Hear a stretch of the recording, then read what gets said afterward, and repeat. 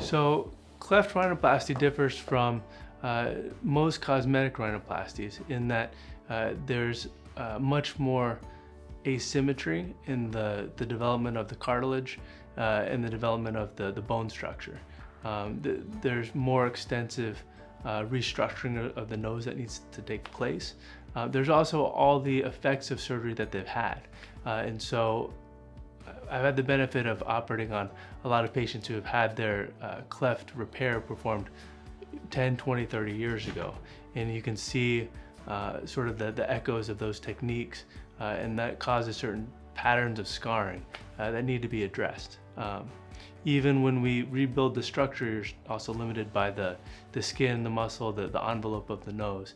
And so there's a lot of unique different techniques that we use for our cleft rhinoplasty patients.